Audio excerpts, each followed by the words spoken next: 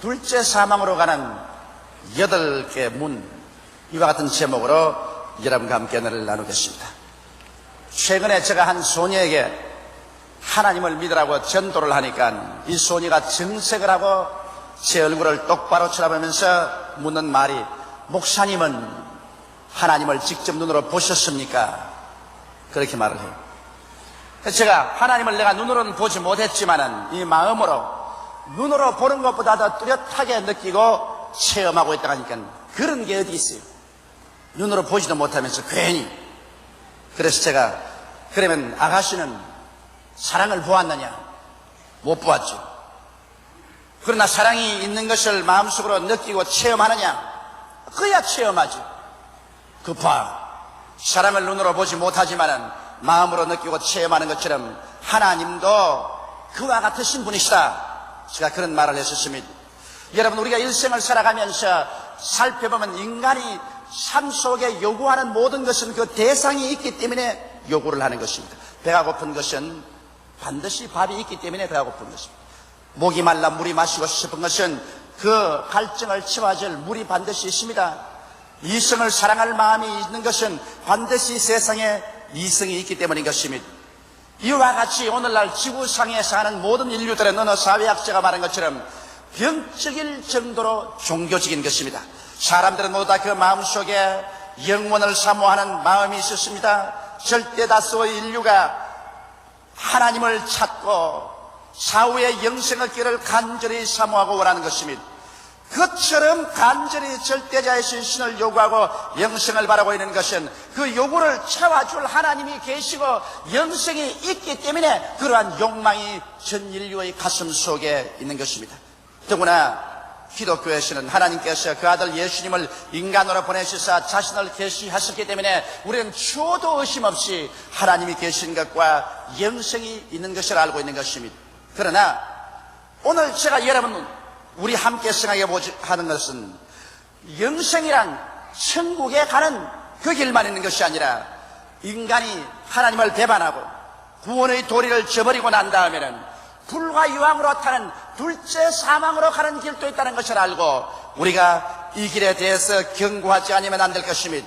둘째 사망이라는 것은 이러한 것입니다. 첫째 사망은 우리 영혼이 육체와 분리되어서 죽는 것을 말하는 것이고, 둘째 사망이란 영혼이 하나님과 분리되어서 영원히 버림을 당하여 불과 유황으로 타는 못에 참여하는 이것이 바로 둘째 사망인 것입니다. 그러면 오늘 이 시간에 둘째 사망으로 들어가는 데는 8개의 문이 열려있는 것입니다. 그 문이 어떠한 것인지 우리 다 같이 한번 알아보겠습니다. 첫째로, 두려워하는 자는 둘째 사망으로 들어간다고 말하고 있습니다. 하나님께서 살아계심을 알면서도 죄악의 삶을 사랑하고 그것에 대한 미련을 버리지 못하여 하나님을 두려워하며 계속 하나님 얼굴을 피하다가 급기야 멸망의 문으로 들어가 버리고 많은 사람들이 바로 두려워하는 자들인 것입니다. 여러분, 아담을 보십시오. 아담이 하나님이 지어내된 동산에서 하나님을 사랑해야 될 것인데 하나님을 배반하고 반역하고 난 다음에는 그 마음속에 두려움이 들어왔어요. 하나님을 찾아 나간 것이 아니라 어찌하든지 하나님을 피하고 숨기 위해서 도망을 쳐서 나무 뒤에 숨었습니다. 하나님께서 아담아 내가 어디 있냐고 찾을 때 내가 하나님을 두려워하여 숨었나이라고 고백하는 것입니다. 오늘날도 이 세상의 육신의 정욕이나 안목의 정욕, 이 세상 자랑을 쫓아 살며 범죄한 사람들, 세상의 미련을 두고 육체의 탐욕에 끌려있는 사람들은 하나님이 계신 것을 알면서도 하나님께 나가기를 꺼리하고 두려워하는 것입니다. 그러므로 하나님 믿는 것을 두려워하고 자꾸만 하나님 낯을 피하면서 천년만년 이 세상에서 살 줄 생각하지만은 급기야 날이 다가오며 그는 생명을 잃어버리고 영원히 불과 유황으로 타는 못으로 들어가 버리고 마는 것입니다. 이러므로 두려워하며 주저주저하는 사람들은 활짝 그 두려워하며 주저주저하는 문이 둘째 사망으로 들어가는 문으로 열려있다는 사실을 알고 그곳에서 회개하고 나와야 한다는 것입니다. 둘째로, 믿지 아니하는 자들은 둘째 사망으로 들어가는 문에 들어와야 하는 것입니다. 다시 말하면 안 믿기로 그 마음속에 결정한 사람들인 것입니다. 의식화된 무신론자인 것입니다. 이 사람은 하나님이 계시지 않으며 예수님이 메시아가 아니며 인간이 죽고 나면 한 주머니 흙으로 돌아가버리고 만다는 확신을 가진 사람인 것입니다. 이런 사람들은 독일의 니체와 같은 철학자나 영국의 버틀란드 러셀 같은 사람, 혹은 그렇지 않으면 공산주의자들, 이와 같은 사람들은 의식화된 무신론자들이요 믿지 않기로 결심한 사람들인 것입니다. 저는 한번 어느 우리 교회 자매님이 자기 남편이 이제는 암에 걸려 죽어가는데 목사님이 와서 영혼이나 구원해달라고 간청을 하기 때문에 서울대학 병원에 뛰어가셨습니다. 보니까 육군사관학교를 졸업하고 군대에서 복무한 육군대위였었습니다. 그런 암에 걸려서 죽어가고 있는데 제가 그 병상에 찾아가니까 그렇게도 얼음장같이 차게 될 수가 없어요. 제가 그 사람에게 예수님이 우리 죄를 위해서 십자가에 죽었다가 부활한 사실을 증거하고 누구든지 주를 믿으면 구원을 받는다는 것을 말하고 또 천국이 있음과 함께 지옥이 있는 것을 제가 말을 했었습니다. 그러자 그런 얼음장같이 찬 눈초리로 저를 쳐다보면서 목사님, 나는 군인입니다. 나는 죽는 것을 두려워하지 않습니다. 나는 하나님도 믿지 않습니다. 천당도 믿지 않고 지옥도 믿지 않고 사람이 죽어 영혼이 있는 것을 믿지 않습니다. 내가 죽으면 흙으로 돌아갈 따름인 것입니다. 나는 용감하게 죽음을 대할 뿐이지 비겁하게 죽음의 장면에 와서 구원해달라고 하나님 앞에 나와서 손을 비비는 이런 자는 되지 않겠습니다. 제가 간청을 했습니다. 가장 용감한 사람이 죽음의 장면에서 자기의 잘못을 고백하고 불신앙을 고백하고 예수를 믿는 것이다. 잘못된 길을 걸어온 것을 담대하게 고칠 수 있는 그 사람이 용감한 사람이다. 그러므로 당신은 용감한 사람이 되어라. 예수를 믿어라. 아무리 간청을 해도 그는 이식화된 무신론자였습니다. 그는 믿지 않기로 작정을 했었습니다. 오히려 저를 데리고 온 그 부인을 저희 면전에서 꾸짖고 그는 돌아 누워버리고 말한 것입니다. 나는 그 사람의 돌아 눕는 것이 지금 머릿속에 생생하게 기억이 납니다. 그는 저희 복음 증거를 돌아 누움과 동시에 하나님께로 돌아 눕고 아마 이 시간에 영원한 지옥에서 영원한 고통 가운데 처하실 것입니다. 셋째로 흉악한 자들이 둘째 사망으로 들어간다고 성경은 말하고 있는 것입니다. 흉악한 자들은 어떤 자일까요? 저는 생각이를 김일성이나 그 외아저씨 강양욱 목사 같은 사람은 흉악한 사람으로 생각합니다. 김일성이 같은 사람은 자기가 이름이 김일성인도 아닌데도 불구하고 독립투사인 김일성의 이름을 도용하고 이북에 2천만 동포를 노예 제도하에서 묶어놓고 6.25 사변의 전쟁을 일으켜 수많은 우리 동족을 비참한 죽음으로 휘몰아치는 사람인 것입니다.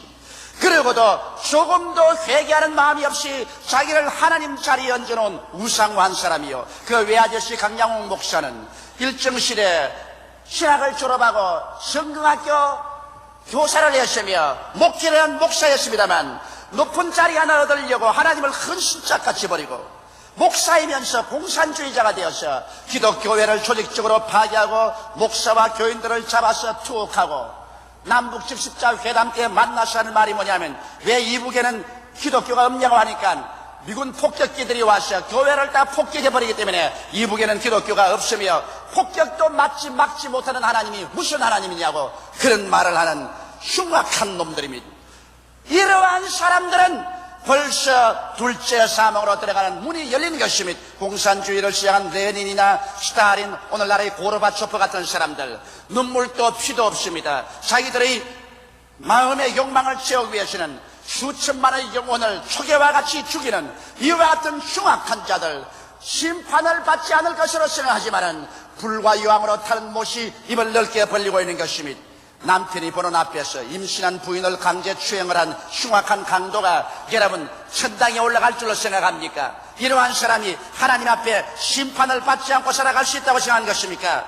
인간의 탈을 써서나 짐승의 마음을 가진 가정스럽고 미운 자, 흉악한 자들은 벌써 불과 유황으로 참여하는 둘째 사망의 문에 들어온 사람인 것입니다. 넷째로 살인자들은 둘째 사망으로 들어가는 문에 들어온 사람이라고 말하고 있는 것입니다. 살인에도 물론 정당방위의 살인이 있고 탐욕으로 말미암아 다른 사람의 생명을 빼앗는 살인자도 있습니다. 내가 몇 년 전인가 미국에서 발간하는 리더스 다이제스트에 보니까 그 제목이 나의 아들 나의 원수야라는 제목이 있었습니다. 무슨 일인가 하고 읽어보니까 한 가정의 부부가 외아들이 있었는데 그 외아들이 점점 나빠져서 마약 중독자가 된 것입니다.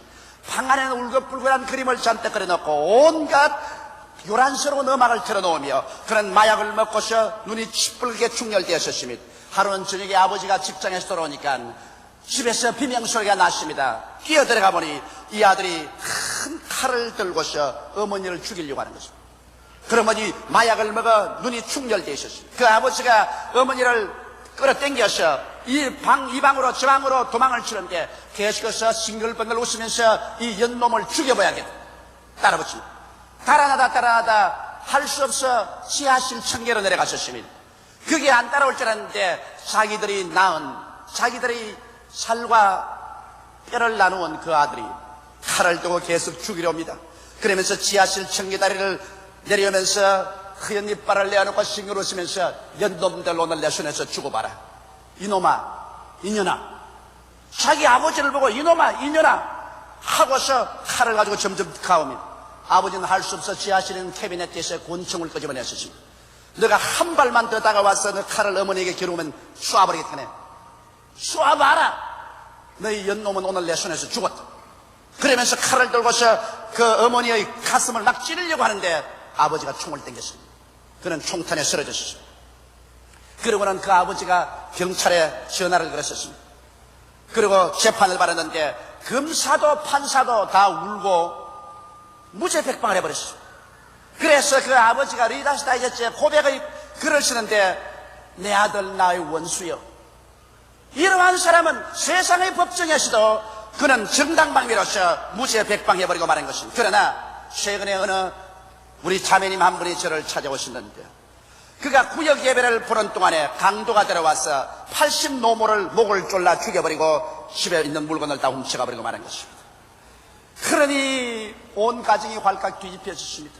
왜냐하면 구역 예배를 드리러 와서 하나님 섬기고 돌아갔는데 80노모가 집을 지키고 있는데 강도가 와서 어머니를 죽여버렸었으니 이 일을 어떻게 합니까?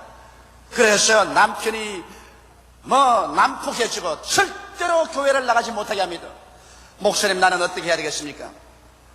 그러한 살인자, 물건을 훔쳐도 능히 훔쳐갈 수 있는 사람이 80대 노인이 어떻게 반항을 하겠습니까? 80노인의 목을 졸려 죽이고 난 다음에 물건을 훔쳐가는 이러한 살인자, 이런 불의의 살인자들은 불과 유황으로 타는 못에 참여하는 것입니다.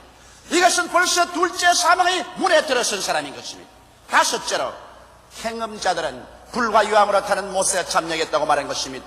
직업적인 창녀들이나 상습적인 당남 당녀들, 그러한 육체적인 활락의 생활이 영원히 갈 줄 생각하지만은 그들은 벌써 불과 유황으로 타는 둘째 사망의 문에 들어온 사람인 것입니다. 이스라엘 백성들이 애굽에서 나와서 젖과 꿀이 흐르는 가나안 땅으로 들어가는 중간 광야에서 모함 여자들과 가늠하다가 하나님께서 하루에 23,000명을 쳐서 죽인 것입니다.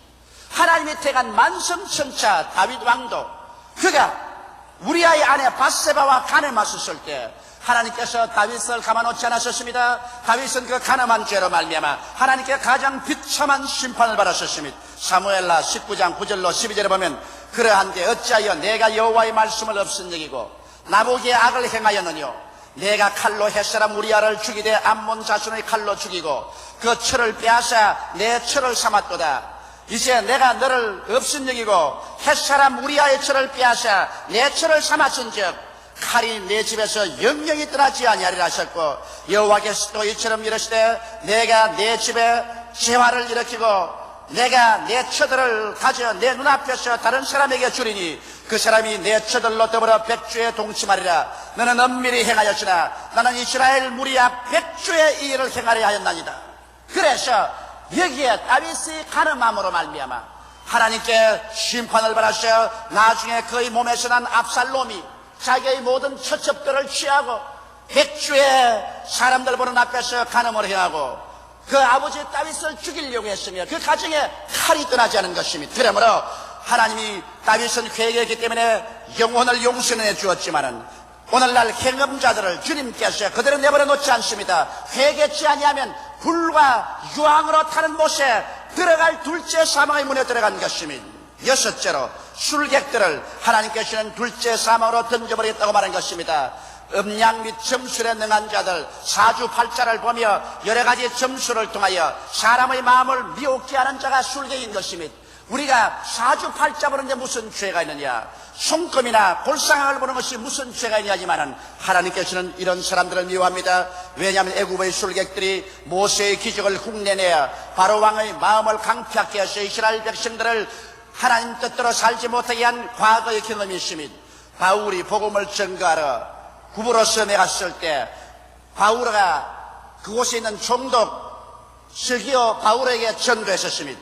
그런데 그 옆에 있는 박수 엘리마가 끝까지 그 복음 전개에 반대를 했었습니다. 그러자 바울 선생이 성령이 충만해서 그 박수 엘리마를 보고 말했습니다. 모든 괴계와 악행이 가득한 자요, 마귀의 자식이요, 모든 의의 원수여, 주의 바른 길을 굽게 하기를 거치지 아니하겠느냐.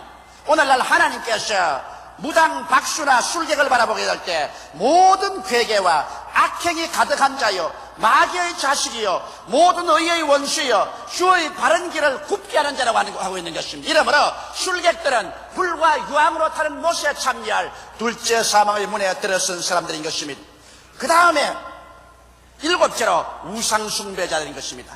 하나님의 10계명 중에서 제2의 계명이며 이스라엘 멸망의 이유 중에 하나가 바로 우상숭배인 것입니다. 하나님께서 신이 태가셔서 독수리 날개 위에 태워서 젖과 꿀이 흐르는 가나안 땅에 데려온 이스라엘 백성들이라도 그들이 가나안 땅에 들어와서 가나안 땅의 신인 바알신과 아시라 우상을 세워서 절하고 그를 섬기자 하나님께서는 이스라엘 백성을 더럽게 여기셔서 버리셨습니다. 그러므로 이스라엘 백성은 아수리아와 바벨론의 포로로 잡혀가서 풍지박산되고 말한 것입니다.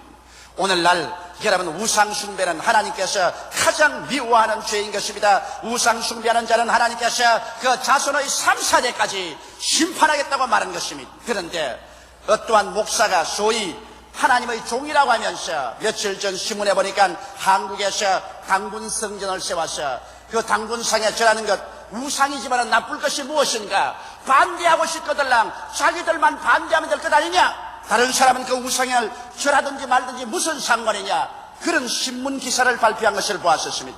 나는 그것을 보고 충격을 느꼈었습니다. 나는 그 목사의 사진을 자세히 들여다보고 또 보았었습니다. 네가 과연 하나님의 사자냐, 네가 사탄의 사자냐, 어떻게 그런 말을 하시느냐, 목사들 자기들만 우상에 숭배하지 않으면 될 것 아닌가, 이런 말이 어디에 있습니까? 여러분, 도시가 불탔는데 목사들 집만 불 안 탔다고 다른 사람 집에 불타는 건 양팔 끼고 구경만 하고 있으면 된단 말인 것입니까?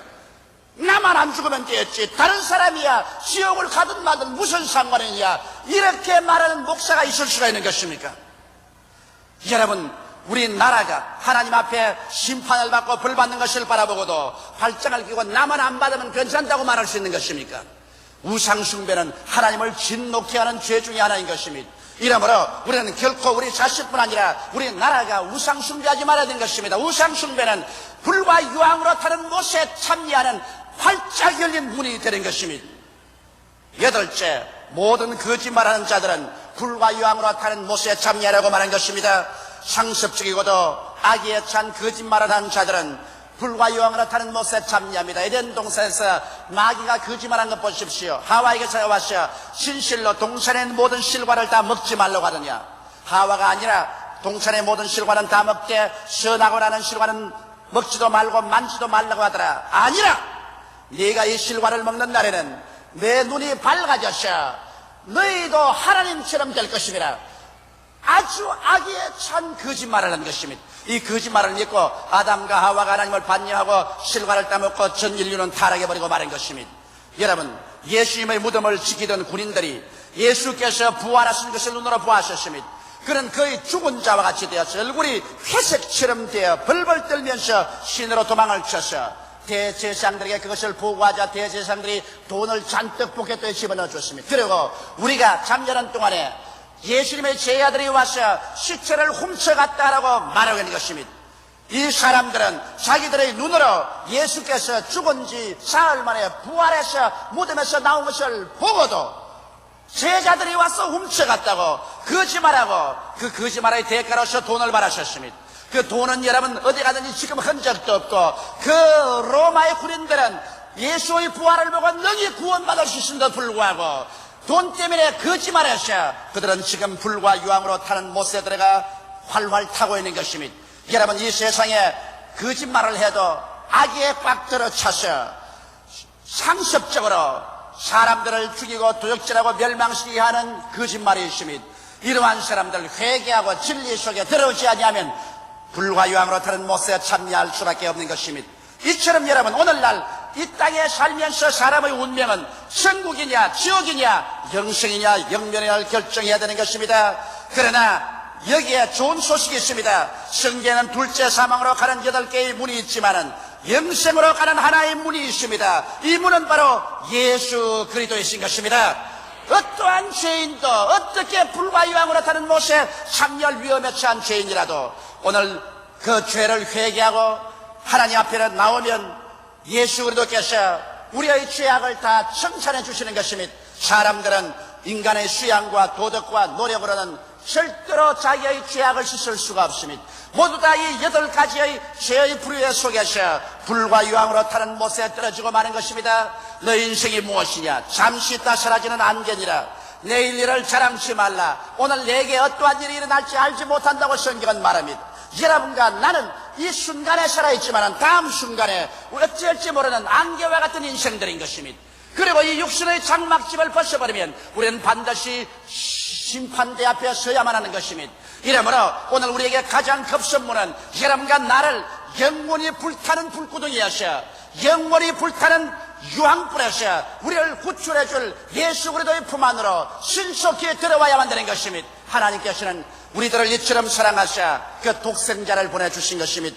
예수 그리스도께서는 동정녀 마리아의 몸에 잉태되어서 인간의 몸을 쓰고 태어나셔서 33년 동안 지상에 계시면서 우리 사람들에게 하나님의 뜻을 보여주었습니다. 죄인에게는 용서를, 마귀에게 묶인 자에게는 자유를, 병든 자에게는 치료를, 절망에 처한 자에게는 소망을, 저주에 있는 자에게는 해방을, 죽음에 처한 자에게는 영생을 주시는 하나님의 뜻을 보여주신 것입니다. 예수님 친히 말씀하시기를 도적이 오는 것은 도적질하고 죽이고 멸망시키는 것뿐이요 인자한 것은 생명을 얻게 하되 풍성히 얻게 하기 위해서 왔다고 말한 것입니다. 예수님께서는 사랑하는 자여 내 영혼이 잘됨같이 내가 범사에 잘되며 강건하기를 내가 강구한다고 말한 것입니다.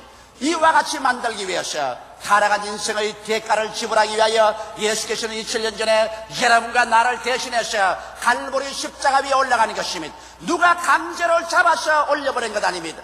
예수님께서 자원하셔서 하나님 앞에서 여러분과 나라의 죄를 짊어지기 위해서 그는 십자가 위에 올라가는 것입니다. 성경은 거기에 대해서 지금부터 2600년 전에 밝히 말씀하시기를 제가 찔리면 우리 허물을 인하며 제가 상하면 우리 죄악을 인함이라. 제가 징계를 받음으로 우리가 평화를 누리고 제가 채찍에 맞음으로 우리가 나음을 입었도다. 우리는 다 그릇 행하여 각기 제 길로 갔거늘 여호와께서 우리 무리의 죄악을 저에게 담당시겠다고 말하고 있는 것입니다. 그러므로 예수 그리스도는 여러분과 나를 위해서 천국으로 들어가는 활짝 열린 문을 열어놓은 것입니다. 내가 곧 길이요 진리요 생명이니 나로 말미암지 않고는 아버지께로 올 자가 없다고 말하고 있는 것입니다.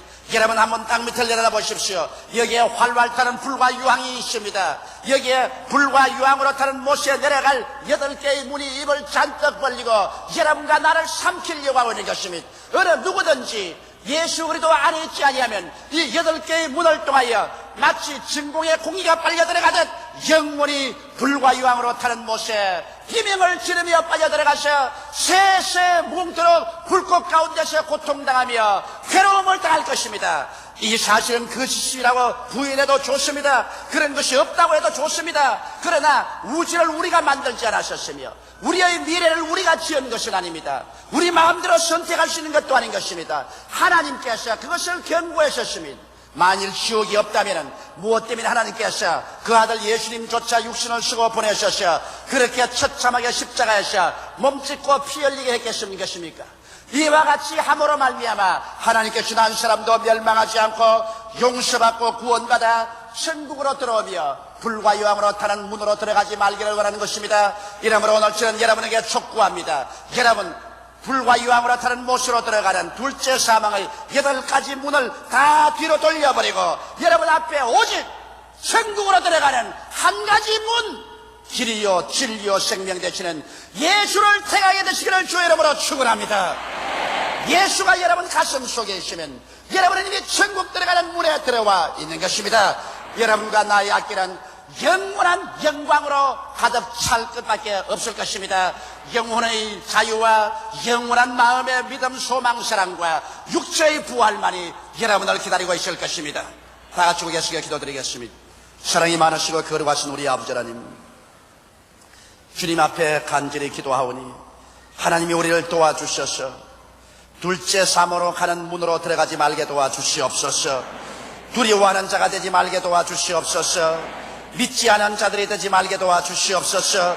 흉악한 자들이 되지 말게 도와주시옵소서. 살인자들이 되지 말게 도와주시옵소서. 행음자들이 되지 말게 도와주시옵소서. 우상숭배자들이 되지 말게 도와주시옵소서.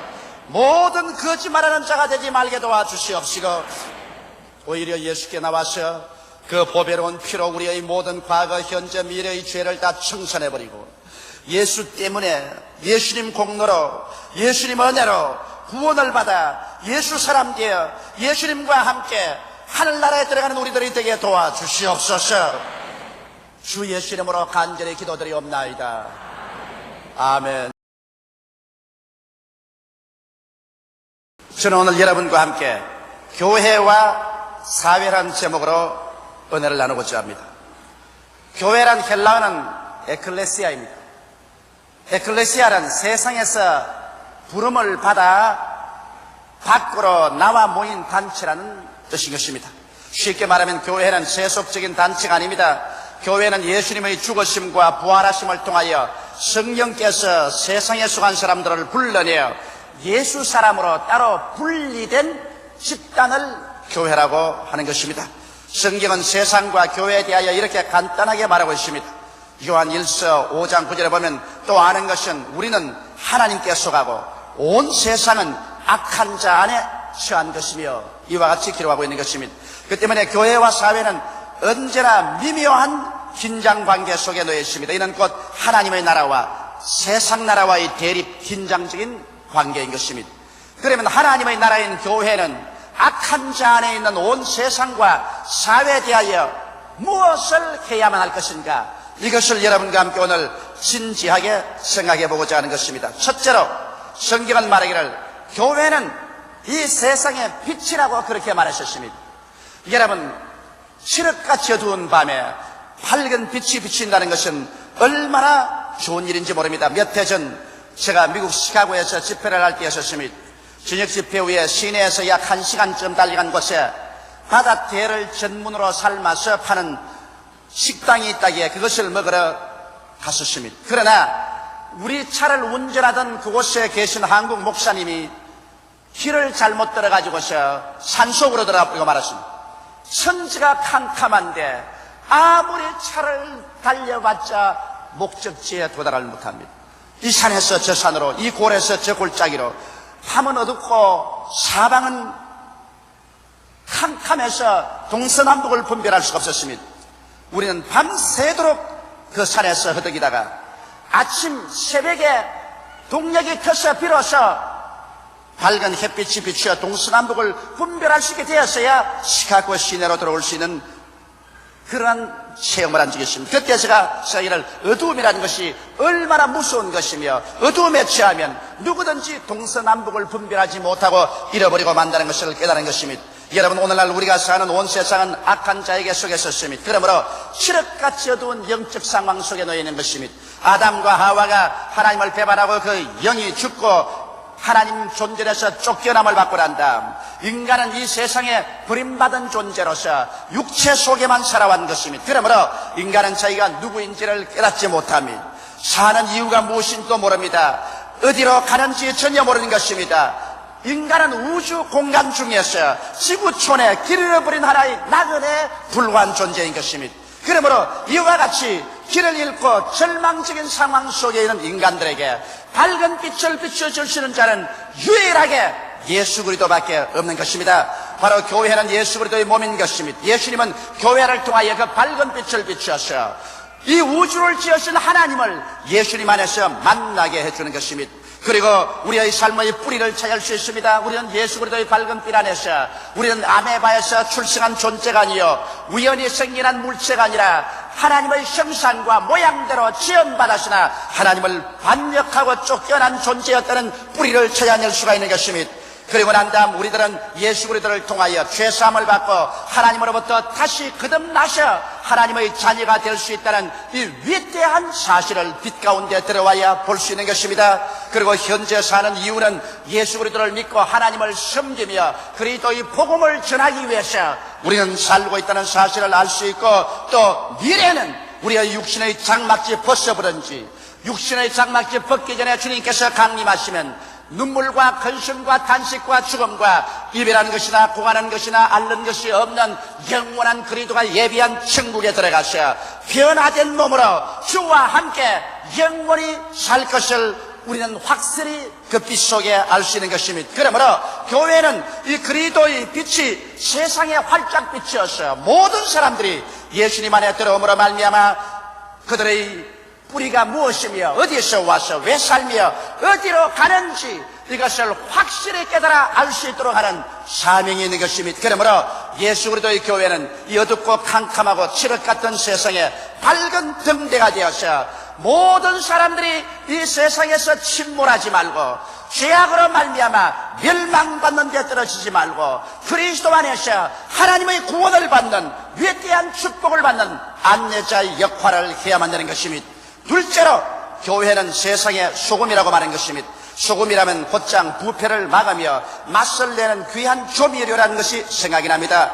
온 세상은 악한 자에게 있으므로 고린도전서 6장 9절로 10절에 보면 세상의 부패상을 분명하게 보여주고 있는 것입니다. 성경은 말하기를 온 세상은 음란한 속에 있다는 것입니다. 오늘 온 세상이 성적 방종 속에 부패해가고 있는 것입니다. 여기에서 우리들은 그리스도의 이름으로 거룩함으로 소금의 역할을 해서 음란으로 부패해져가는 모든 세상 속에 거룩함을 가져오는 교회가 되어야 되는 것입니다. 세상은 우상 숭배로 침몰돼가고 있는 것입니다. 그러나 우리 교회는 이 세상에 나아가서 하늘과 땅과 세계를 지으신 유일하신 하나님 여호와 하나님을 전가하고 우상 숭배에서 벗어나오도록 가르쳐야만 하는 것입니다. 성경은 말하기를 세상은 가늠함으로 꽉 들어차서 가정의 귀중함이 파괴되고 가정이 파괴되고 있다고 말하고 있는 것입니다. 그러나 우리 예수 그리스도 안에서 우리는 하나님 안에 한 남자와 한 여자가 합쳐서 한평생 하나님을 섬기고 거룩하게 살아야 된다는 가정의 귀중함을 전파하는 소금이 되어야 되는 것입니다. 성경은 말하기를 세상은 탐색 즉 호색으로 꽉 들어차서 성중독증에 걸려있다고 말하고 있는 것입니다. 어느 곳에 가나 성적인 유혹으로 범람한 것입니다. 이러한 세상은 심판을 면할 수 없고 소돔과 고모라 같이 하나님의 불심판을 면할 수 없다는 사실을 교회는 세상에 밝히 가르쳐서 성중독증에서 세상에 벗어나게 하는 것입니다. 요사이 세상은 마귀로 말미암아 삐뚤어져서 남색하는 사람이 많습니다. 그것은 호모섹스인 것입니다. 이 호모섹스로 말미암아 여러분 신문에 종종 보다시피 후천성 면역 결핍증에 걸려서 이 병에 걸리면 어떠한 약도 고칠 수 없는 것을 알고 있습니다. 세계적으로 유명한 배우가 후천성 면역 결핍증에 걸려 죽어가고 있다는 사실이 오늘 신문에 계속해서 나오고 있는 것을 볼 수 있는 것입니다. 이것은 남색함으로 말미암아 호모로 말미암아 하나님의 심판을 받아서 일어나는 병인 것입니다. 성경은 말하기를 이 세상은 도적질함으로 꽉 들어차서 부정하게 남의 것을 훔치는 것으로 들어차 있다 합니다. 이런 부패에서 우리는 정직하게 땀 흘려서 일해서 자기에게 해당한 것을 먹고 살도록 교회는 그것을 가르쳐야만 되는 것입니다. 성경은 말하기를 세상은 탐남 즉 탐욕으로 꽉 들어차서 도를 넘치는 욕심 때문에 서로 물고 찢고 싸우고 분쟁한다는 것입니다. 교회는 들어가서 있는 것을 족할 줄 알고 자기의 분수를 넘지 않아서 사는 그러한 절제 있는 삶을 이 세상의 소금으로서 가르쳐야 되는 것입니다. 성경은 또 말하기를 이 세상은 술 취함으로 꽉 들어차 있다고 말하고 있는 것입니다. 술 취함은 방탕함입니다. 어느 곳에 가나 사회 구석구석마다 방탕함이 부패해가고 있는데 여기에서 소금으로 들어가서 술 취하지 말고 오히려 성령으로 충만할 수 있도록 교회는 가르쳐야 되는 것입니다. 성경은 말하기를 세상은 후욕하는 자들이 꽉 들어차다는 것입니다.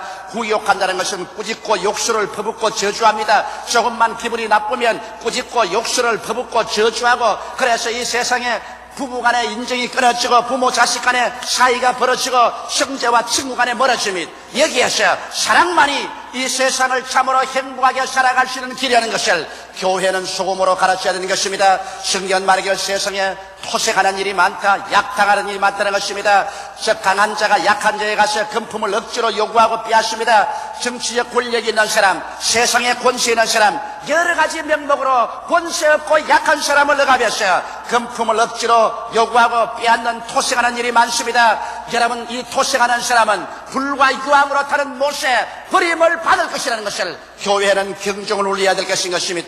교회는 이와 같은 세계 속에서 부패를 막는 소금의 역할을 해야 될 것이요, 이 세상을 살아가는 데 있어서 모범적으로 아름다운 조미료가 되어서 향기를 내야 되는 것입니다. 교회는 모름지기에 앞서서 정직한 삶을 살아야 되고 성실하고 건면하며 충성스럽고 믿음, 소망, 사랑을 가지고 삶으로 말미암아 모든 사람들이 교회를 바라보고 성도의 생활을 바라보고 이 성도들이 사회 구석구석에 들어가서 부패를 막고 이 세상에 향기로운 삶을 살도록 하는 것을 보고 하나님께 영광을 돌리도록 하는 이와 같은 소금의 역할을 교회는 단호하게 해야만 하는 것입니다. 교회가 만일 그 맛을 잃어버리면, 소금이 만일 그 맛을 잃어버려서 밖에 발로 밟힌 듯이 교회도 세상에서 짓밟혀버리고 말 것인 것입니다. 우리 한국은 양쪽으로 교회가 팽배져가고 있는 것입니다. 이런 시점에 한국에서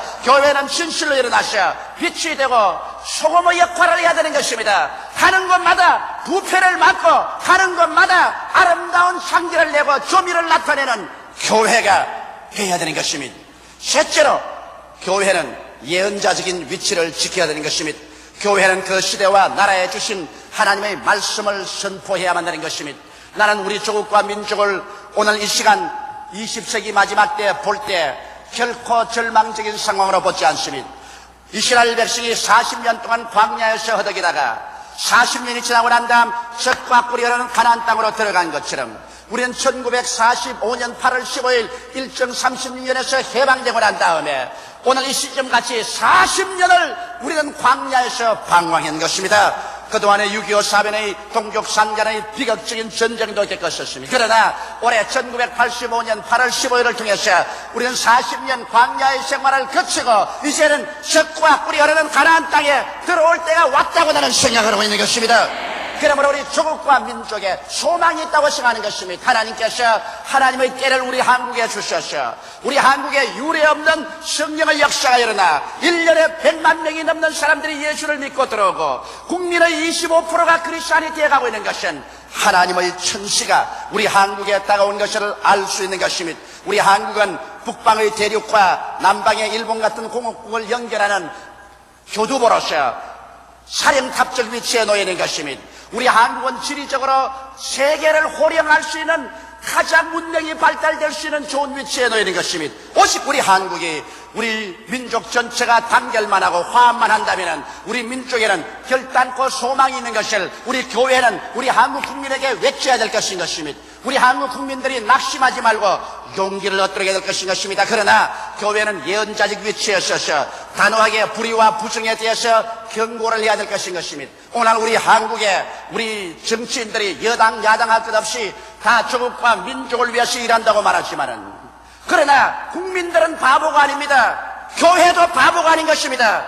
여당도 우리 조국과 민족을 참으로 대표하기 위해서는 참된 민주주의를 하기로 양심의 결심을 해야 국민을 이끌어갈 수 있는 것입니다. 야당은 야당대로 조국과 민족을 대표한다고 했는데 요사이 일어난 작태를 보면은 정권 탈취를 위한 하나의 발부동에 불과한 것이요, 민생과 국민을 토해싸고 있는 것을 보게 될 때 야당이 국민의 지지를 받고 표를 받은 것이 자기들 정권 탈취하기 위해서 급급하라고 국민들의 표를 찍어준 것은 아닌 것입니다. 참으로 민주와 민생을 위해서 투쟁해달라고 표를 찍었는데 요사이 보면 무슨 김신이 갈라지고 벌써 서로 대통령 해먹을 것 다 지정해놓고 너는 대통령 해라, 너는 당수해라, 너는 무엇해라 갈라먹기 작전을 하고 독재보다 더 못한 명령을 서로 내리고 있는 것을 보게 될 때 우리는 야당에 대한 깊은 우려와 마음의 상처를 입지 아니할 수가 없는 것입니다. 교회는 이런 것을 말해야만 하는 것입니다. 우리가 사는 나라요, 우리가 사는 강토이기 때문에 우리 민족이 잘 살 수 있도록 우리는 정리의 일각에서 예언자적 위치에서 말하지 아니할 수 없는 것입니다. 그래야 우리 조국과 민족이 참으로 살아갈 수 있는 길을 찾을 수가 있는 것입니다. 이렇기 때문에 모두 다 국민의 뜻을 말하지만은 여러분 국민을 아전 인수격으로 사용해서는 안 됩니다. 여당이나 야당이나 국민을 두려워할 줄 알아야 되는 것입니다. 국민은 바보가 아닙니다.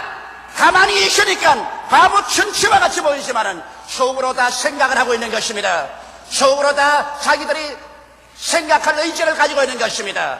제도와 권위에 눌려서 겁을 집어먹고 혹은 말을 못하고 있을지 몰라도 어느 때가 와서 그것이 폭발하면 활화산보다 더 무서운 것입니다. 그러므로 여당이나 야당이나 국민을 두려워할 줄 알고 진실로 국민을 자기 아전 인수적으로 이용하지 말고 국민의 진실한 뜻을 받들어서 나라와 민족을 위해서 일하는 정치를 하지 아니하면 국민의 심판을 받고 말게 되실 것입니다.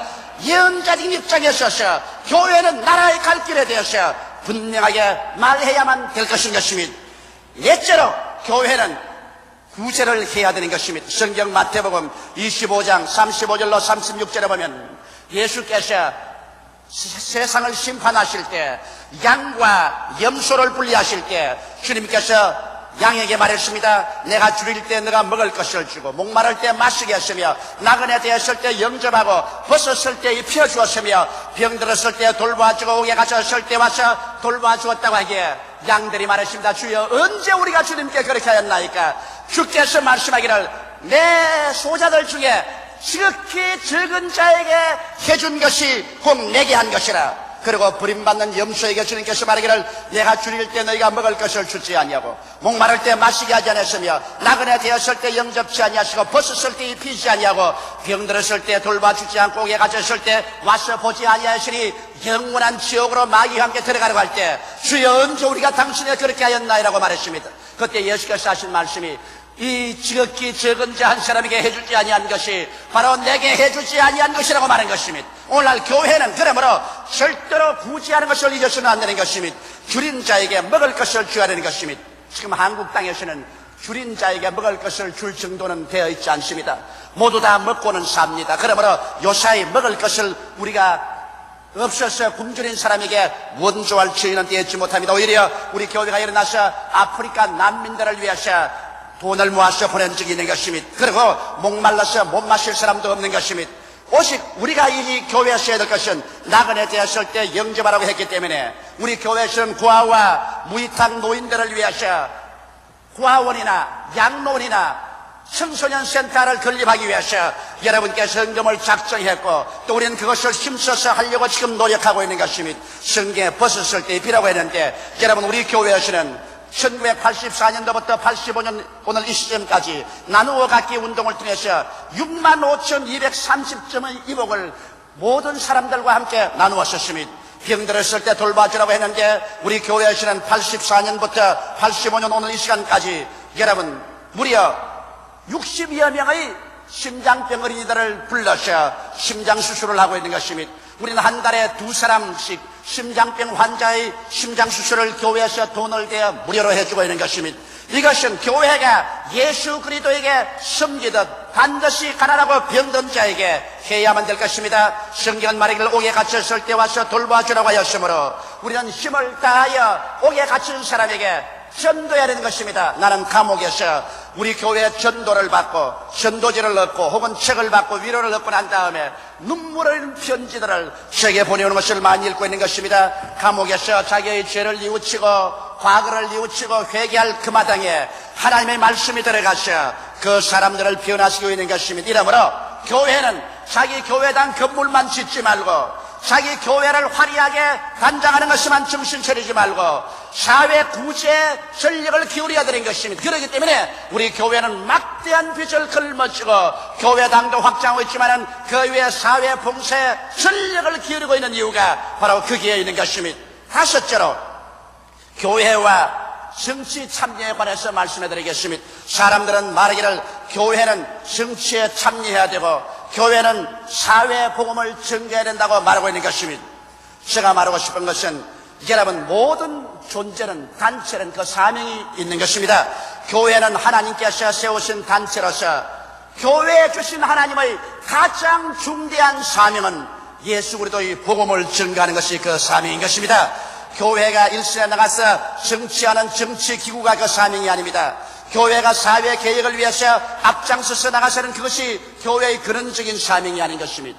교회의 근원적인 사명은 교회는 반드시 예수 그리스도의 십자가에 죽었다가 부활해서 모든 인류의 죄악을 용서한 그 복음을 목숨을 걸고 전도하는 이것이 교회의 주된 사명인 것입니다.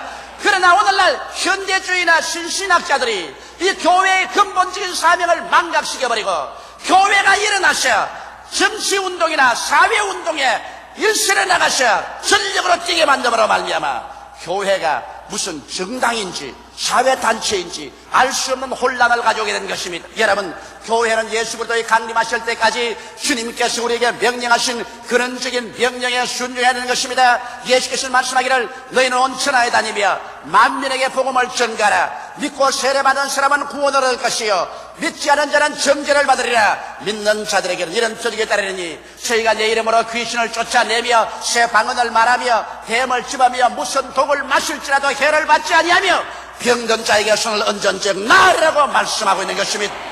예수께서 이 세상에 오셔서 여러분 정당을 세운 적이 없습니다. 사회적인 단체를 만들어서 로마에게 대적하며 이스라엘을 정치적으로 회복하려는 운동을 하지 않으셨습니다. 예수께서는 빌라도 앞에 서서 심판을 당할 때 빌라도가 말하기를 너가 과연 왕이냐고 말할 때 예수님이 그렇다고 말하셨습니다. 빌라도가 놀라서 예수가 유대인을 죽으심으로 해서 정치단체를 조직하여 세속적인 왕이 되는 줄 알고 놀라셨을 때 예수께서 말하기를 나의 왕국은 세상에 속하지 아니하고 나의 왕국은 하늘에 속했으며 나는 진리에 대해서 증거하러 왔다고 말한 것입니다. 예수께서는 세속적인 왕국을 세우기 위해서 오지 않으셨습니다. 세속적인 정치운동을 하기 위해서 오지 않으셨습니다. 예수님은 십자가에 못 박여 그 몸을 찢고 그 피를 흘리실 때 죄악으로 말미암아 영원히 멸망할 사람들을 구원하기 위해서 오신 것입니다. 이러므로 우리 교회는 이것을 집중하지 않으면 안 됩니다. 하늘과 땅이 다 사라져도 여러분 한 사람 한 사람 영혼은 사라지지 않는 것입니다. 그러므로 우리 한 사람의 영혼은 나라보다도 사회보다도 하나님 보시기에 더 중요한 것입니다. 교회는 하나님의 거룩한 성령이 거하는 곳으로서 일시적인 세속적인 일을 위해서 그 자체를 던질 것이 아니라 영원한 하늘나라를 세우기 위해서 복음을 위해서 전력으로 우리는 나가서 외쳐야만 할 것인 것입니다. 이러므로 우리가 복음을 전가한 이상 우리는 주 안에서 훌륭한 개인이 되면 애국 시민이 되고 애국적인 인물이 될 수가 있는 것입니다. 역사를 통해 볼 때 교회가 살아서 그 사명을 다할 때 사회는 정의롭고 평등하며 건전했습니다.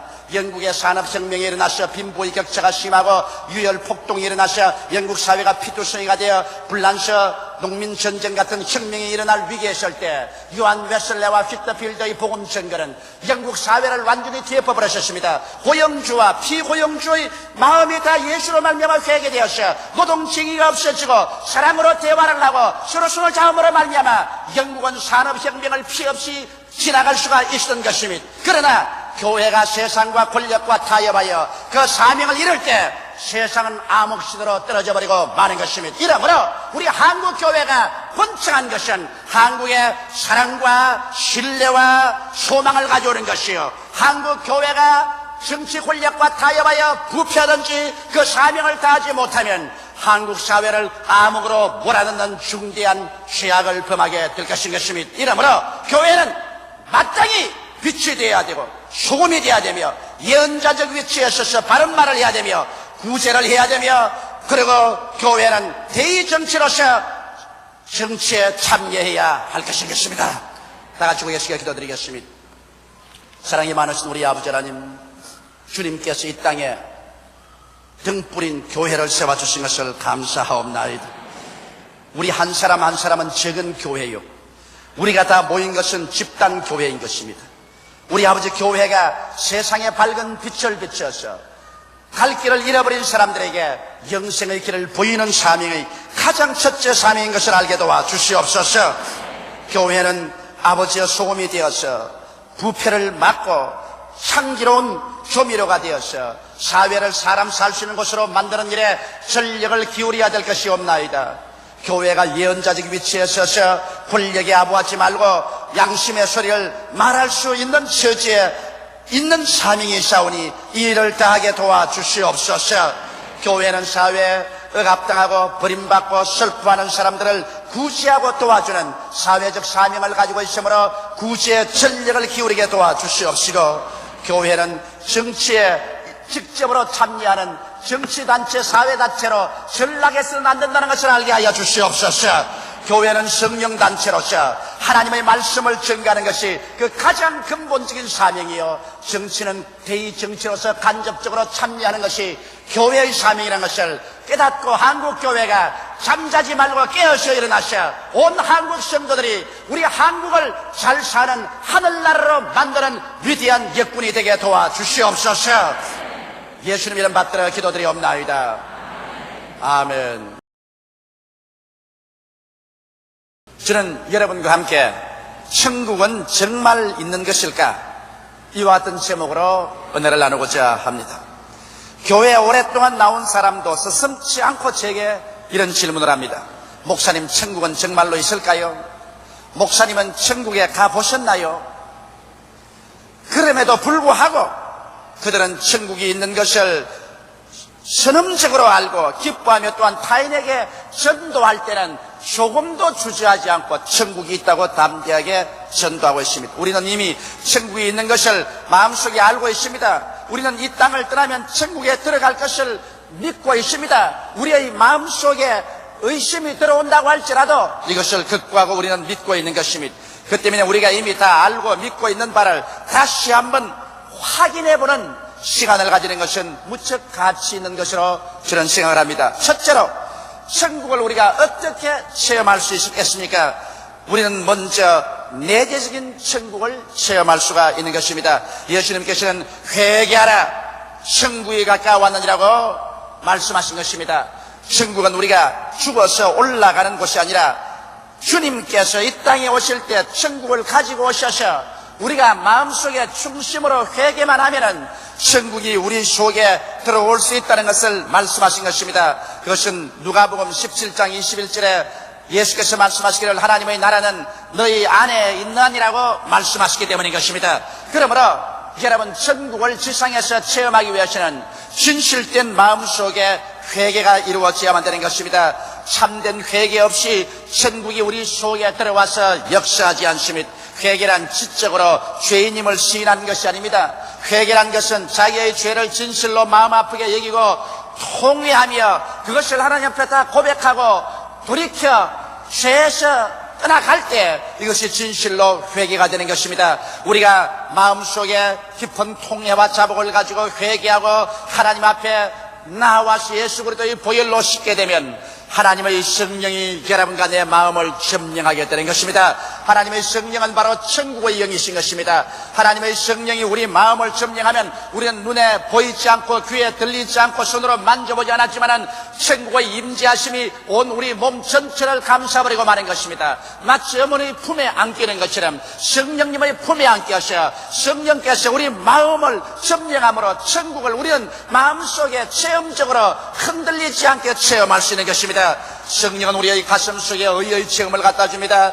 내적으로 죄의 씻음을 받은 정결한 마음, 깨끗한 마음을 주시며 마음이 담대해져서 하나님 앞에 과감하게 나가 아버지라고 부르도 조금도 마음에 부끄러움을 느끼지 않은 이러한 내적인 의로움을 허락하여 주시는 것입니다. 이것은 체험해보지 않은 사람은 알 수가 없습니다. 체험해보지 않은 사람은 늘 하나님 앞에 주저하고 나갈 때 자신이 없고 늘 마음속에 위축되고 죄인이라는 감정이 꽉 들어차 있지만은 천국이 마음속에 성령으로 임하시면 그렇게 마음속에 의롭고 담대하고 하나님 앞에 조금도 부끄럼 없이 설 수 있는 확신이 올 수가 없는 것입니다. 거기에 보태어서 천국은 마음속에 평화를 가져오는 것입니다.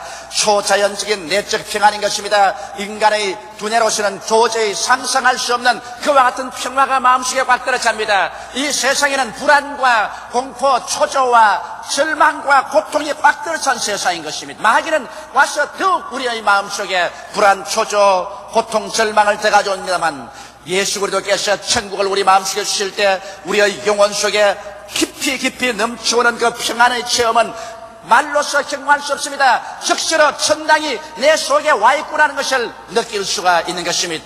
거기에 보태어서 천국은 마음의 희락을 가져오는 것입니다. 마음의 맑고 깨끗한 기쁨이 충만해지는 것입니다. 무엇이라고 형용할 수 없습니다. 부귀나 영화나 공명을 가지고서 얻어지는 기쁨이 아니라 하늘나라에서 오는 하늘나라의 맑고 환한 기쁨이 이 뱃속에서 넘쳐오기 시작하는 것입니다. 이러므로 천국은 여기 있다 저기 있다도 못하리니 내 마음속에 성령으로 말미암아 체험되는 것입니다. 우리가 마음에 시험이 들든지 하나님께로부터 은혜가 떨어지면 이 성령 충만이 사라지고 의와 깊은 평안과 기쁨이 사라집니다. 그러면 내 신앙이 후퇴한 것을 알게 되는 것입니다. 그러나 우리가 끊임없이 깊이 회개하고 예수 그리스도의 보혈로 씻고 그리스도의 은혜 가운데 있으면 하나님의 성령에 충만하여 천국의 내재적인 그 체험을 할 수가 있는 것입니다. 천국은 24시간 우리 속에 들어와 있어서 우리는 의와 평강과 희락을 맛보며 내가 천국 안에 천국이 내 안에 있는 것을 체험하기 때문에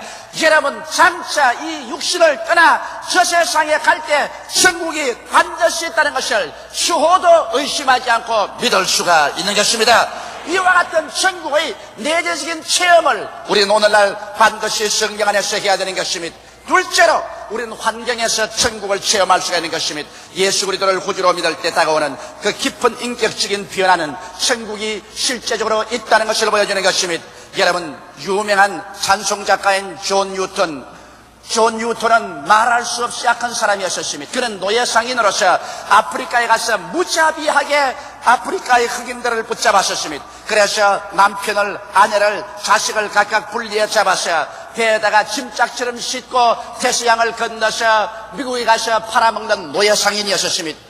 그러나 그가 한때 큰 바다의 풍랑을 만났었을 때 충격을 입고 그는 하나님 앞에 엎드려서 내 영혼을 구원해 주면 나의 여생을 주님을 위해서 살겠다고 기도한 결과로 바다의 풍랑 가운데서 예수님을 만나게 되고 그의 영혼은 깊은 변화를 받았었습니다. 그는 완전히 새 사람이 되었었습니다. 그는 노예 상인으로서 노예를 잡아다가 미국에 팔은 그 죄악을 철저히 청산하고 회개하고 주의 종이 되어 일평생을 목숨을 바쳐 주를 위해서 살았습니다. 그가 지은 노래가 크신 은혜 복된 말씀 죽은 나 살렸네 죽은 영혼 다시 살아났다는 이 위대한 체험담을 노래하게 된 것입니다. 이와 같이 천국이 살아서 역사한다는 것은 우리가 예수 믿을 때 그 인격적으로 깊은 변화가 다가오는 것을 보고 체험할 수 있는 것입니다. 또한 귀신을 쫓아낼 때 하나님의 천국이 우리 주위에 이미 와서 역사하는 것을 알 수 있습니다. 누가복음 11장 20절에 그러나 내가 만일 하나님의 손을 힘입어 귀신을 쫓아내는 것이면 하나님의 나라가 이미 너희에게 임하였느니라고 예수께서 말씀한 것입니다. 그렇기 때문에 마가복음 16장 11절에 믿는 자들에게는 이런 표적이 따르니 곧 저희가 내 이름으로 귀신을 쫓아내며 새 방언을 말하며 뱀을 집으며 무슨 독을 마실 자도 해를 받지 아니하며 병든 자에게 손을 얹은즉 나으리라는 것은 바로 천국이 오늘날 그 능력으로 우리 가운데 나타나셔 보여주는 역사인 것입니다. 며칠 전에 제가 어느 청년에게서 편지를 받았었습니다. 그는 말하기를 자기는 정신병에 걸려서 2번이나 자살을 기도했습니다. 한 번은 완전히 칼로서 자기의 목을 베었기 때문에 살아나더라도 다시는 말할 수 없는 사람이 된다고 그런 선고까지 받았습니다. 그러나 다행히 고침을 받고 그 다음 또 정신병이 재발해서 또다시 자살을 기도했었습니다. 그는 고등학교 이후로 지금까지 계속해서 이 정신병원에서 저 정신병원으로 이 수용소에서 저 수용소로 처참한 고통 가운데 허덕이며 인간의 약물로서 해결할 수 없는 비극을 안고서 살았었습니다. 그러나 그의 가족 중에 열심히 주를 믿고 우리 교회에 출석하는 사람이 있어서 우리 교회로 인도함을 받아 왔었습니다. 그리고 이 교회에 와서 하나님 말씀을 듣고 기도를 받고 난 다음에 귀신이 쫓겨나가고 그런 이 정신적인 한없는 고통에서 깨끗이 고침을 받았었습니다. 그래서 그는 이제 직장을 얻고 정상적인 생활을 하면서 너무 감개하고 감사하여 이 사실을 목사님에게 편지를 하도 간증하지 않고 견딜 수가 없어서 편지를 보낸다고 말한 것입니다. 오늘날 또 천국은 나타나셔서 포로된 자에게 자유를 선포하는 위대한 역사를 베풀어 주시는 것입니다. 병고침은 역시 천국의 체험인 것입니다. 예수님께서 70인의 제자에게 이런 말을 한 것입니다. 누가복음 10장 9절에 거기 있는 병자들을 고치고 또 말하기를 하나님의 나라가 너희에게 가까이 왔다 하라. 여러분 주님께서는 반드시 천국을 전파하고 난 다음에는 병을 고치고 난 다음에는 이것이 바로 하늘나라가 너희에게 가까이 왔다는 증거를 말하라고 말한 것입니다. 이러므로 여러분 병 고치는 것과 천국은 분리할 수가 없는 것입니다. 천국이 전파되는 곳에 병 고침이 있고 병 고침이 있는 곳에 천국의 전파가 있는 것입니다. 희한하게도 예수님 당시에는 예수님이 아무리 병을 고쳐도 예수님 병 고침에 대해서는 아무 논란을 안 했었습니다. 그러나 예수께서 죄인을 용서해주자 그가 참남한다. 어찌 사람이 죄를 용서하냐고 예수님을 공격했었습니다. 그러나 오늘날에 와서는 예수께서 사람들의 죄를 용서해준 데 대해서는 사람들이 아무런 반발을 안 합니다. 그러나 예수님으로 병을 고치면 오늘날 사람들은 이제 병 고치는 시대는 지나갔다. 교회에서 무슨 병을 고치냐고 오히려 호통을 치고 야단을 하는 것입니다. 그러나 천국이 전파되는 곳에는 오늘날에도 병 고치는 역사가 일어나셔야 가지 병이 고침을 받고 우리는 건강하고 새로운 사람이 되는 것입니다.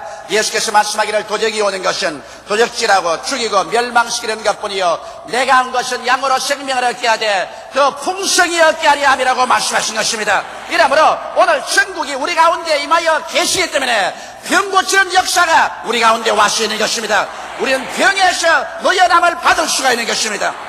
천국의 임재하심은 또한 축복의 형태로서 나타나는 것입니다. 고린도후서 6장 1절로 2절에 우리가 하나님과 함께 일하는 자로서 너희를 권하노니 하나님의 은혜를 헛되이 받지 말라.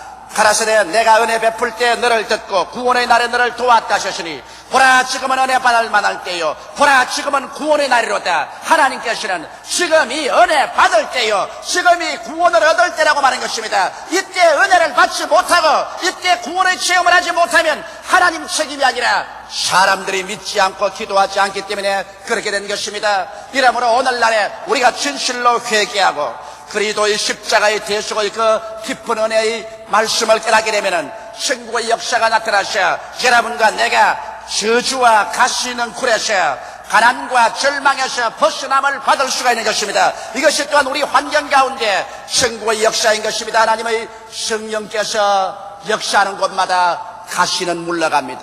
은극히도 물러갑니다. 하나님의 성령이 역사하는 곳에 저주도 물러가고 가난도 물러가는 것입니다. 예수 그리스도의 은혜를 너희가 알거니와 저가 부유하신 자로서 너희를 위하여 가난하게 되시면 저희 가난하심으로 인하여 너희로 부유케 하리 하심이라고 성경은 밝히 말씀하고 있는 것입니다.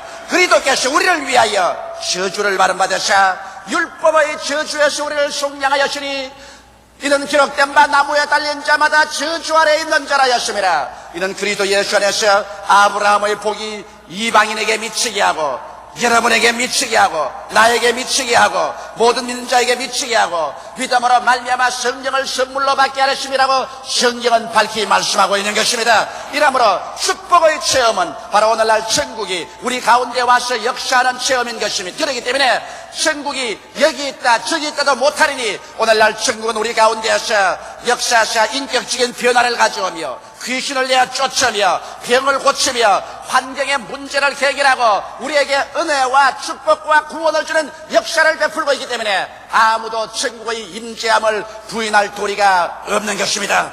셋째로 그러면 죽고 난 다음에 사후의 천국에 대해서 진실로 확실한 약속이 있을까요?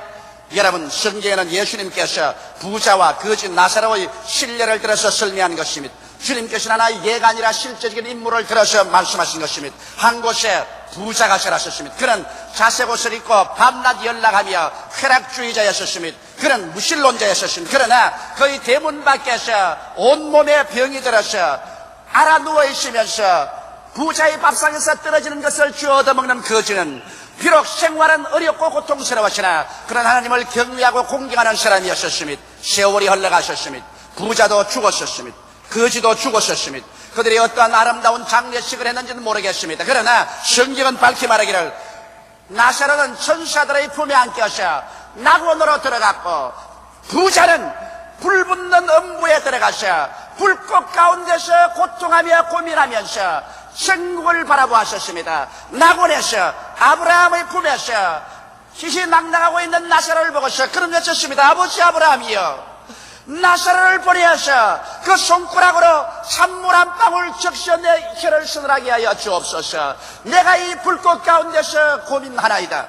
여러분 오늘날 사람이 죽고 나면 아무것도 다 없어진다는 말은 거짓말인 것입니다. 예수께서 말씀하신 그 사실을 보면 분명히 희희낙낙하는 낙원이 있고 불꽃 가운데서 영원히 폼이라는 음부가 있는 것입니다. 그렇기 때문에 천국이 있고 반드시 음부가 있는 것입니다. 예수님께서도 요한복음 14장 1절로 3절에 말씀하기를 너희는 마음에 근심하지 말라. 하나님을 믿으니 또 나를 믿어라. 내 아버지 집에 있을 곳이 많도다. 그렇지 않으면 내게 일러시리라. 내가 너희를 위하여 처소를 예비하러 가노니 가서 처소를 예비하면 다시 와서 나 있는 곳에 너희도 함께 있게 하리라고 말씀하신 것입니다. 예수께서 천국이 없는데 무엇 때문에 이렇게 지어먹어서 말할 도리가 있겠는 것입니까? 진리신 하나님께서 거짓을 할 도리가 없는 것입니다. 예수 그리스도의 수혜자인 바울 선생은 그의 체험을 통해서 고린도후서 12장 1절로 4절에 이렇게 말했습니다. 무익하나마 내가 부덕불 자랑하노니 주의 환상과 계시를 말하리라. 내가 그리스도 안에 있는 한 사람을 아노니 14년 전에 그가 셋째 하늘에 이끌려 간 자라. 그가 몸 안에 있었는지 몸 밖에 있었는지 나는 모르거니와 하나님은 아시느니라. 내가 이런 사람을 아노니 그가 몸 안에 있었는지 몸 밖에 있었는지 나는 모르겠거니와 하나님은 아시느니라. 그가 낙원으로 이끌려가서 말할 수 없는 말을 들었으니 사람이 가히 이르지 못할 말이로다. 바울 선생은 이 편지를 쓰기 14년 전에 그는 하늘나라에 올라가셨습니다. 셋째 하늘에 올라가서 도저히 사람의 말로서는 설명할 수 없는 희한하고도 영광스러운 천국의 광경을 그는 보았었습니다. 그렇기 때문에 바울 선생은 담대하게 말했습니다. 내가 천국에 올라갈 때 어찌나 천국이 현실 세계보다 더 뚜렷한지 몸 안에서 올라간다든지 몸 밖에 올라가는지 내 스스로는 분간할 수가 없었다고 말한 것입니다. 그러므로 사람들 생각에는 천국에 올라가면 희미한 꿈꾸는 안개가 될 것이라고 생각하는 사람이 많습니다. 그러나 바울은 말하기를 현실적인 세계에 사는 것이 보다 더욱 천국의 여시라고 뚜렷했기 때문에 내가 죽어서 올라갔는지 내가 살아서 올라갔는지 분간을 할 수가 없었다고 바울은 분명하게 말한 것입니다. 오늘날 신학자들은 대개 여기에 동의합니다. 바울이 루스드라에서 복음을 전가하다가 원수들에게 돌로 치어 맞아 죽었었습니다. 원수들이 죽은 바울의 시체를 끌어다가 저 변두리에 있는 시체 방치소에 내 던져버렸었습니다. 그런데 바울이 제자들이 기도하는 가운데 살아서 일어나셨습니다만 그동안에 바울은 셋째 하늘에 올라갔다가 내려왔다고 우리들은 믿고 있는 것입니다. 이러므로 바울 선생은 분명하게 천국의 체험을 하고 우리에게 말하는 것입니다. 그렇기 때문에 고린도후서 5장 1절에 바울은 담대하게 말하기를 만일 땅에 있는 우리의 장막집이 무너지면 하나님께서 지으신 집 곧 손으로 지은 것이 아니요 하늘에 있는 영원한 집이 우리에게 있는 줄을 안다고 그는 확신해서 말했었으며 빌립보서 1장 21절로 23절에 이는 내게 사는 것이 그리스도니 죽는 것도 유익함이라. 그러나 만일 육신으로 사는 것이 내일의 열매이신데 무엇을 가릴는지 나는 알지 못하노라. 내가 두 사이에 끼었으니 떠나서 그리스도와 함께 있을 욕망을 가진 것이 더욱 좋다고 바울은 말한 것입니다. 바울은 차라리 나는 이 육신의 몸을 떠나서 예수 그리스도와 함께 있는 욕망이 더욱 좋다고 말한 것입니다. 오늘날 우리 사람들은 천국을 체험하지 못하고 마음에 불안과 두려움이 있기 때문에 소똥밭에 굴러도 세상에서 살겠다고 액을 벗고 하지만은 바울 선생은 말하기를 차라리 내게 선택권을 준다면은 나는 내 몸을 떠나 예수 그리스도와 같이 있을 것이 더 좋다고 담대하게 말한 것은 바울은 천국을 직접 체험해 보았기 때문인 것입니다. 넷째로 이제 우리가 장착할 천년왕국은 어떠한 것일까요? 이제 시 얼마 있지 아니하면 주님께서 재림하십니다. 주께서 호령과 천사장의 고함과 하나님의 나팔로 친히 하늘로 쫓아 강림하시리니 주 안에서 죽은 자들이 먼저 일어나고 살아남은 우리들이 다 변화되어 공중으로 올라갈 것입니다. 거기에서 우리들은 그리스도와 함께 7년 동안 어린 양의 혼인잔치에 참여하는 것입니다. 그리고 난 다음 7년 동안 지상에는 역사 이래 보지 못한 가장 처참한 환란이 있고 난 다음에 7년 환란 이후 예수 그리스도는 신부들 주의 성도들과 함께 지상에 재림하는 것입니다. 그래서 지상에 재림해서 7년 환란 동안 그리스도를 위해서 순교당한 사람이 모두 다 살아 일어나고 저들과 더불어서 이 땅에서 7년 동안 왕노릇합니다. 즉 그리스도와 거짓 선지자들은 불과 용화노타는 못에 던져버리고 마귀는 7년 동안 무지하게 가두어버리고 그래서 죄가 없고 악이 없는 세상에 7년 동안 왕노릇하는 7년 왕국이 있는 것입니다. 성경은 요한계시록 20장 4절로 6절에 이렇게 말합니다. 또 내가 보좌들을 보니 거기 앉은 자들이 있어 심판하는 권세를 받았더라. 내가 보니 예수의 증거와 하나님의 말씀을 인하여 목배임을 받은 자의 영혼들과 또 짐승과 그의 우상에게 경배하지도 아니하고 이마와 손에 그 표를 받지도 아니한 자들이 살아서 그리스도로 더불어 1000년 동안 왕노릇하리니 그 나머지 죽은 자들은 그 1000년이 차기까지 살지 못하더라. 이는 첫째 부활이라. 이 첫째 부활에 참여하는 자들은 복이 있고 거룩하도다. 둘째 사망이 그들을 다스릴 권세가 없고 도리어 그들이 하나님과 그리스도의 제사장이 되어 1000년 동안 그리스도로 더불어 왕노릇하리로다. 지금 예수를 믿고 성령으로 거듭난 사람들은 모두 다 첫째 부활에 참석할 사람들인 것입니다. 여러분, 우리는 다 예수 안에서 첫째 부활에 참석하여 그리스도와 더불어 1000년 동안 왕노릇하게 될 것입니다. 다섯째, 마지막으로 이제 신천신지 영원 무궁세계가 우리의 앞에 다가오는 것입니다. 이것은 이제 1000년이 차고 난 다음에 하나님께서 마귀를 무지경에서 풀어내어서 잠시 동안 온 세계 알곡과 쭉정이를 분별하게 하고 난 다음에 그 다음 주님께서 백보자를 베풀고서 역사 이래로 죽은 사람들이 다 부활하게 하셔 주님께서 마지막 심판을 행하는 것입니다. 생명책에 기록하지 않은 모든 사람들은 사탄과 그 사자들과 함께 모두 다 영원히 불과 유황으로 타는 못으로 던져버립니다. 음부도 사망도 귀신도 마귀도 모든 저주도 그리고 인류들을 괴롭히는 모든 일체의 것이 다 불과 유황으로 타는 못에 던져버립니다. 그리고 하나님께서는 일시에 옛 하늘과 옛 땅을 없애버리고 새 하늘과 새 땅을 만드시며 그게 새 예루살렘이 나려오게 만들어주는 것입니다. 이것은 영원 무궁천지 세계인 것인데 요한계시록 21장 1절로 7절에 이렇게 말하고 있습니다. 또 내가 새 하늘과 새 땅을 보니 처음 하늘과 처음 땅이 없어졌고 하나도 다시 있지 않더라. 또 내가 보며 거룩한 성새 예루살렘이 하나님께로부터 하늘에서 내려오니 그 예비한 것이 신부가 남편을 위하여 단정한 것 같더라. 내가 들으니 보좌에서 큰 음성이 나서 가로되 보라, 하나님의 장막이 사람들과 함께 있으며 하나님이 저희와 함께 거하시리니 저희는 하나님의 백성이 되고 하나님은 신이 저희와 함께 계셔서 모든 눈물을 걸어내서 씻기시며 다시 사망이 없고 애통하는 것이나 고가는 것이나 아픈 것이 다시 있지 아니하리니 처음 것들이 다 지나갔음이라라. 그러고 난 다음에 우리는 새 예루살렘의 모습을 볼 수 있습니다. 새 예루살렘에는 부활한 성도들이 예수님과 함께 들어가서 영원 무궁토록 살쳤었는데 요한계시록 22장 1절로 5절에 보면 그 모습이 잠시 동안 기록되어 있는 것입니다. 또 제가 수정같이 맑은 생명수의 강을 내게 보이니 하나님과 및 어린 양의 보좌로부터 나서 길 가운데로 흐르더라. 강 좌우에 생명나무가 있어 12가지 실과를 맺히되 달마다 그 실과를 맺히고 그 나무 잎사귀들은 만국을 소성케 하기 위하여 있더라.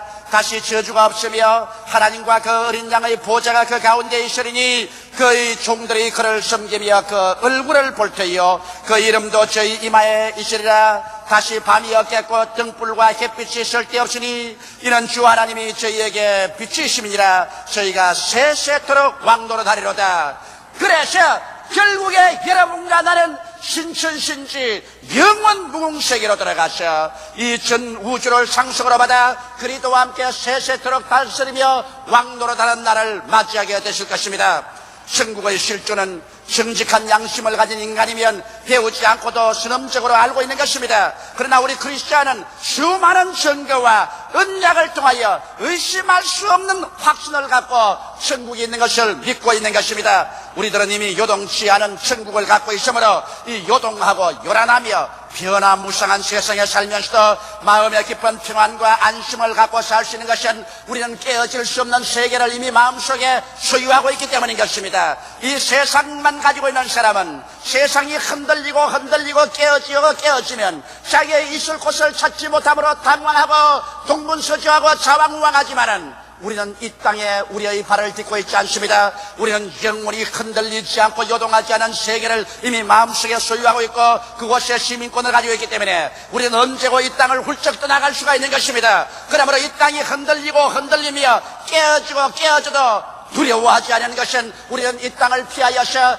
영원히 안식할 처소가 있기 때문인 것입니다. 이러기 때문에 예수 믿는 사람들이 눈에 보이는 세상을 위하여 공유하지 아니하고 마음의 확신을 가지고 살 수 있는 것은 성경 말씀대로 눈에 보이는 것은 잠깐이요 눈에 보이지 않는 것은 영원한 것입니다. 이러므로 오늘날 하나님께서는 전 세계 인류를 향하여 회개하고 예수 그리스도를 믿고 보혈로 씻음받고 성령으로 거듭나서 천국의 후보자가 되라고 하나님께서 청하고 있는 것입니다. 오늘 하늘나라는 성령으로 말미암아 이 땅에 살고 있을 때 이미 우리의 마음속에 들어와서 체험하게 하시며 오늘날 하늘나라는 성령의 능력으로 우리의 주위 환경 가운데 그 위대한 능력으로 스스로를 증거하고 있으며 오늘 하늘나라는 육신의 장막집을 벗는 사람들은 천사들이 데리고 가서 영원히 부활의 날까지 체험하게 하는 것이요 오늘날 천국은 주께서 가지고 와서 1000년 동안 왕노릇하게 되고 그 다음 우리는 신천신지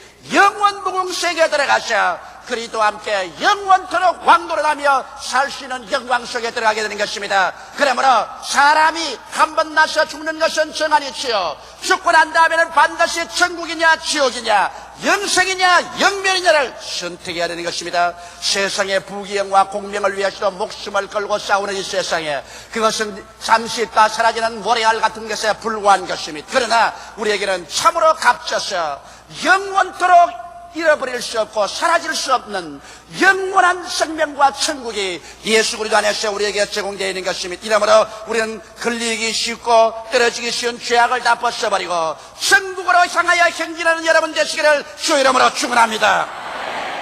다 같이 고개 숙여 기도드리겠습니다. 사랑이 많으시고 걸어가신 우리 아버지 하나님, 주께서 우리를 위해서 영화로운 천국을 예비해 주신 것을 감사합니다. 이미 예수 그리스도 안에서 천국은 우리 속에 의와 평강과 희락으로 넘쳐나고 있습니다.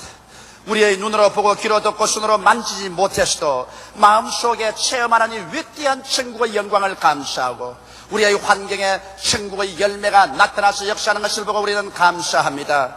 아버지, 우리는 죽음이 다가와서 육신의 장막집이 무너지더라도 두려워하지 않은 것은 우리를 위해서 예비한 하나님의 맨션이 있기 때문이로소이다. 아버지 하나님이여, 그러므로 깨어 기도하고 죄악의 올무에 빠져 들어가지 말고 사탄의 괴계에 넘어가지 말고 하나님의 심판을 두려워하며 회개하고 주님 앞에 성실하게 신앙하는 우리들이 다 되게 도와주시옵소서. 네 아버지 하나님이시여, 하나님이 회개하고 순종하는 자에 대한 사랑은 끝이 없지만은 반역하고 거역하고 범죄하는 자에 대한 하나님의 심판의 두려움은 뼈를 녹게 하는 무서움인 것을 알게 하여 주시옵소서. 한 사람도 우리가 심판을 받거나 멸망한 자리에 들어가지 말게 도와주시옵시고 진실로 하나님의 사랑받는 자리에서 살게 도와주시옵시고 주님께 열심과 충성을 다하며 살게 도와주시옵소서. 그래서 주님 앞에 의협히 설 수 있는 천국의 백성들이 다 되게 도와주시옵소서. 예수님 이름 받들어 기도드리옵나이다. 아멘.